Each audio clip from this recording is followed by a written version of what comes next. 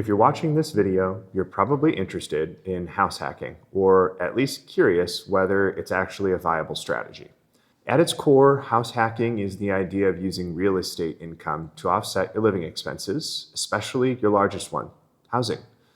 You live in the property, generate rental income from part of it, and use that income to reduce or potentially eliminate your monthly housing costs. There are a few different ways to house hack, so let's walk through the most common and realistic approaches.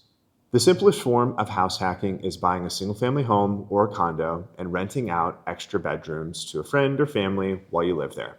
This works well if you're comfortable sharing common spaces. You want the lowest barrier to entry from a financing standpoint. This is still considered a primary residence, and the rental income from roommates typically does not count toward qualifying income, but it absolutely helps your cash flow.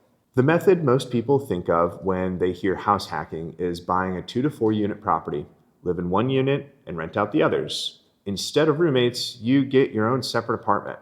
Depending on rents and expenses, this can offset part of your mortgage, cover the entire payment, or even cash flow while you live there. If you're buying a 2 to 4 unit property as a primary residence, financing options are much better than if you were buying it strictly as an investment. For conventional loans, the minimum down payment is 5%. This changed in 2023. Previously, it was 15 to 20% down.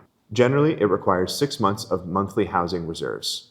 And unlike FHA, no self-sustainability test. This is a big deal because it makes multi-unit house hacking far more attainable than it used to be. FHA loans have a minimum down payment of 3.5%.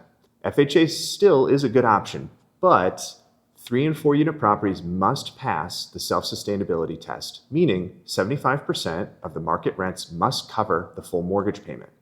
In higher interest rate environments, that test can be difficult to pass, which is why FHA is often easier on 2 unit properties rather than 3 or 4. VA loans require 0% down.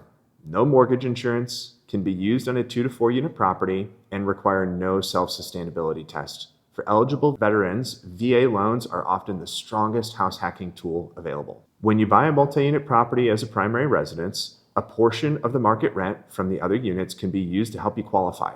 Typically, 75% of the appraiser's market rent is counted, and existing leases can sometimes strengthen this. This rental income can significantly increase purchasing power, but it must be documented appropriately. To use primary residence financing, you must move into the property within 60 days of closing and intend to live there for at least 12 months.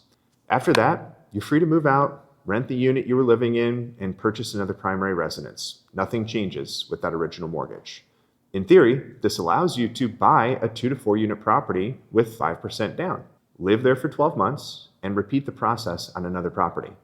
This is how some buyers slowly build a small portfolio, but it requires discipline, planning, and realistic expectations. You don't want to overextend yourself. If you buy a multi-unit property strictly as an investment, the minimum down payment is typically 25%. FHA and VA options are not allowed, and rates and qualifications are somewhat different. That's why house hacking, done correctly, can be such a powerful starting point. House hacking isn't passive income overnight, and it's not risk-free. You're still a landlord, responsible for maintenance, dependent on tenant reliability, and exposed to vacancy risk. You also need to make sure the property works financially and lifestyle-wise.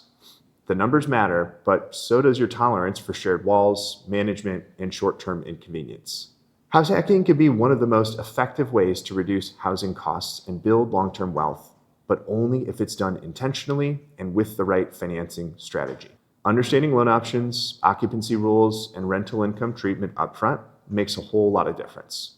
If you found this video helpful, please subscribe and follow us on social media for more clear, practical real estate and mortgage education. Thanks for watching.